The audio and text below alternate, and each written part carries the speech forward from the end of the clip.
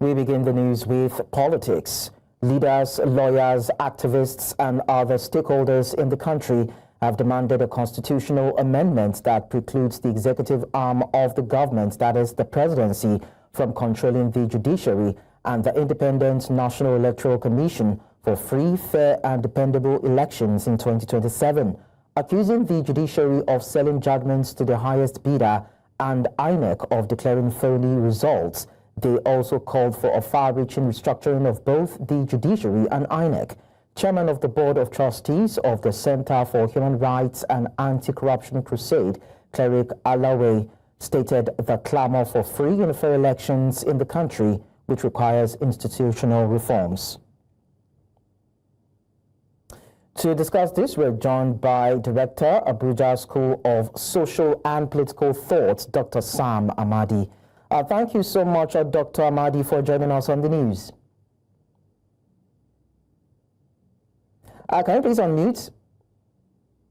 Yeah, can you hear me? Okay, yeah, we can hear you now. So can we have a judiciary and an INEC that operate independently and are free from executive interference and, of course, influence? Yes, of course, we can, and we should have that.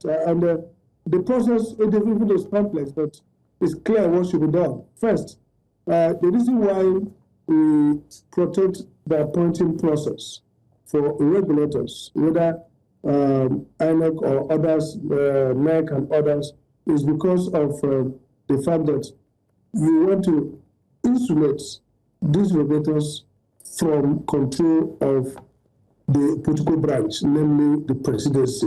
And so when we talk about appointing process, the idea is that you don't want first that the incumbent, the president or governor or whoever, does not go around shopping for persons who are partisan to himself.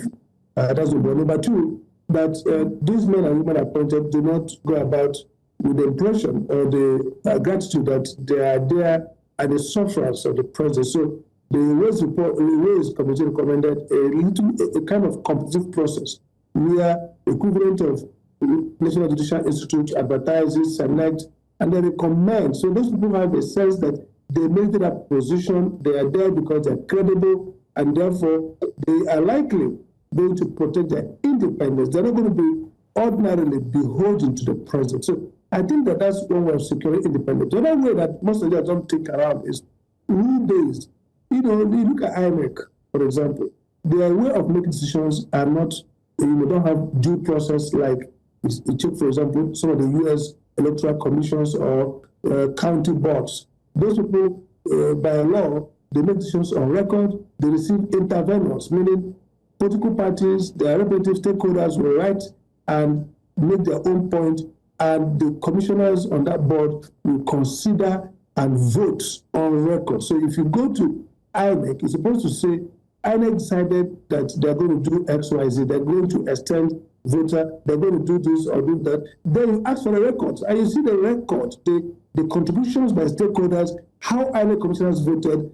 The idea of this rule-based administrative control is that it begins to limit discretion and make sure that INEC leaders apply themselves to facts and law in a reviewable way.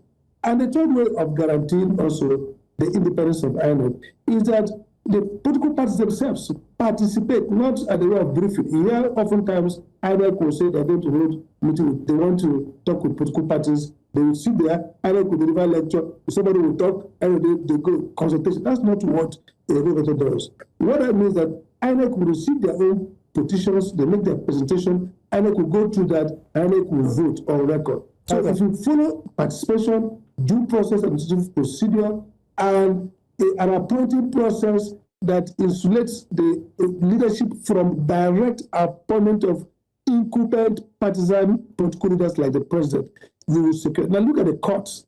The problem with the courts is that the court has every structure for its independence. The court, judges are appointed through NJC, which is a credible platform, or should be a credible platform. Judges have a tenure, they can't just be removed anyhow. Judges themselves don't make decisions without petition or contribution from adversaries. So they are independent arbiter. But the judges are the ones that compromise themselves.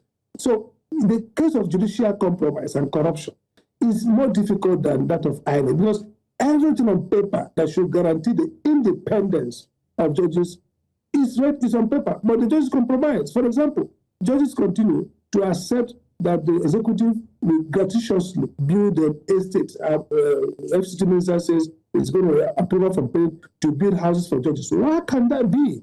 The essence of physical independence in the Constitution is that the legislature will be the ones who will put their budget and who the ones to build themselves houses. So when you see government donating housing, donating scholarship, when you see the appointment of the Supreme Court Justice and the governor of the state will do a banquet, I saw that in Imo State elsewhere, a Supreme Court Justice has been elevated, and a governor who's going to be, in many cases, litigated before the Supreme Court Judge, does a banquet, and the Chief Justice and her husband or his wife and the family and friends are enjoying at the expense of a party, somebody with a party before them. Okay. So, in my view, judges are the ones who have destroyed their own independence that the Constitution and the law guarantees them. Okay, so talking about judicial corruption now, because we understand that this stems from allegations of complicity on the part of the judiciary and the electoral umpire. Now, aside surface accusations that we see,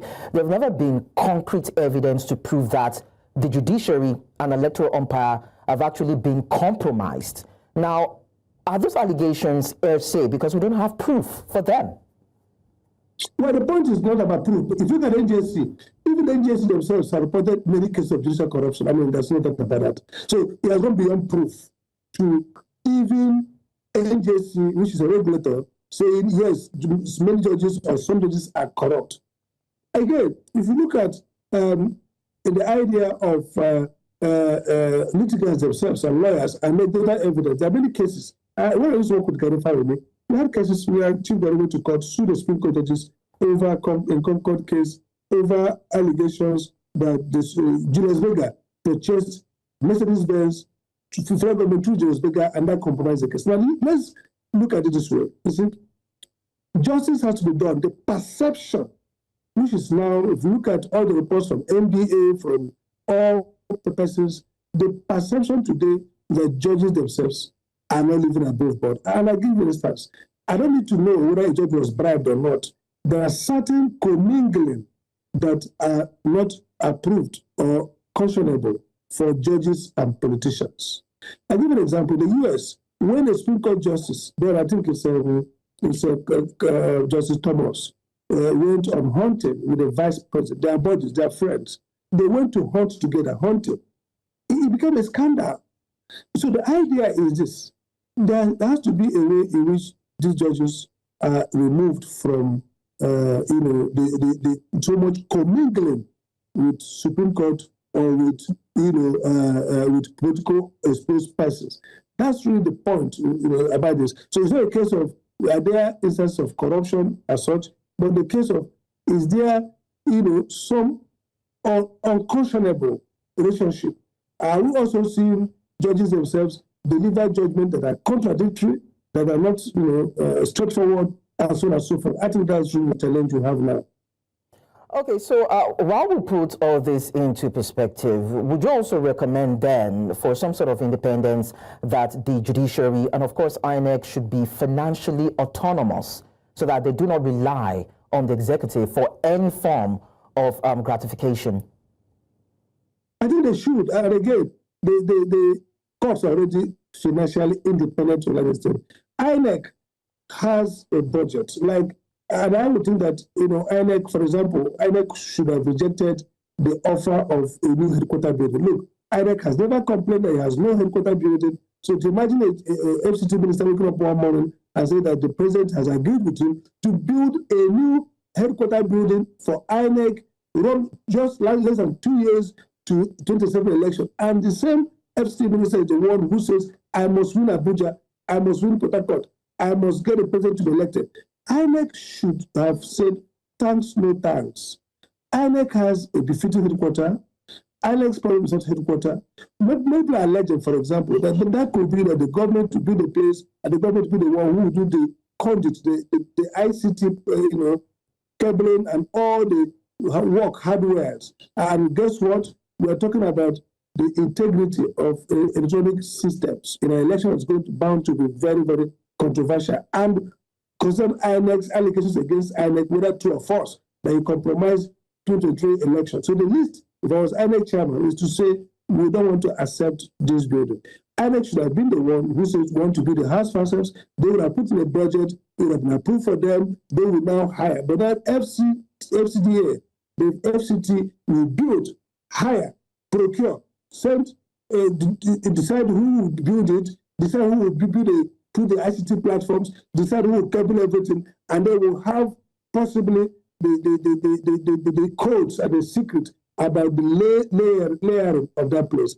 That's not the way a regulator should do. So INEC already should and has fiscal autonomy.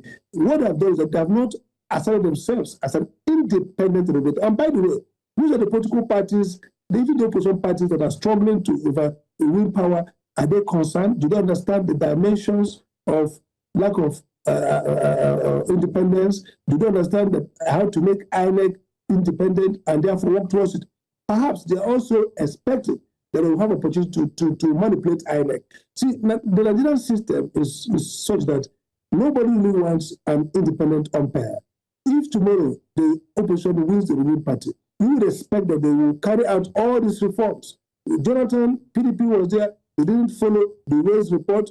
They thought perhaps INEC worked for them. Now they lost, APC is there, they won't follow through. If tomorrow AGC wins, they will continue the same problem of having an INEC that is functionally, officially, and perhaps structurally compromised, independent, difficult to be independent. So I can't imagine INEC receiving building from government in the manner they are doing. That's really not the way independent should go. So now, if we cannot have these sensitive institutions to be totally independent and to function in like manner, how do we now restructure the system to guarantee electoral credibility? I think the first 3 points, in my view, one is to try as much as possible to remove the power of the president to appoint. Even if it's not this president, let's take it as a medium to long-term project. We must have an electoral manager whose appointment is not exclusively that of the president and the National Assembly. That's number one. Secondly, we have to, the political parties and Labour, TUC, NUC, TUC and NLC, and of course civil society should work together to see electoral reform not as ornamental civil society work. This is mainstream survival of this country depends on having an electoral system that's credible. Not because democracy will solve all our problems, but democracy is the only way Nigeria can attempt to secure political stability and remain one country. So I want to say that the Labour leaders should see electoral reform as critical, as a cornerstone of their agitation. They should turn this agitation for a restructured INEC as a critical line of engagement with government. Number three is that the political parties, who are the beneficiaries, first and foremost, of a restructured electoral system, must mainstream electoral reform into their agitation. Right now, for example, the leading opposition platform, the AGC, they are struggling about who's going to be, where they get a ticket. Nobody is sitting back and talking about how do we ensure. They all allege, the Labour Party, the PDP, they all went to court to say they were rigged. Since 2023, they've done nothing to ensure that the system that they're going to compete in 2027 does not lead to rigging again. Wow. Look at the issue around beavers. They fight over making electronic transmission explicitly mandatory, no longer conjunctural or constructive. How many political parties and leaders, how many political leaders have come strong at the National Assembly to push their members to demand at least minimum? You should put it in later that a vote cast at a polling unit after counting shall compulsorily be transmitted electronically straight to the initial view or portal of INEC. Okay. Automatic. How many of them have said that let's change the legal rules that stop people who didn't contest election from suing, so that like other countries, if election is manifestly, conducted in violation of the law expressly stated, then that should be enough to nullify that election. So these are some of the very clear reforms that a political party that is concerned about free and fair election should have owned as a major, policy trust for reform before we start talking about who is the candidate. So I think if you do that, and thirdly, I think it's important. Yes, we actually understand your standpoint. I mean, of course, we would need these people to have the sincerity of purpose and that political will to adopt and internalize. And of course, these measures if we're hoping to have a credible system in our electoral cycle. Thank you so much, Dr. Sam Amadi, Director, Abuja School of Social and Political Thought, for sharing your, of course, expert opinion with us on the news.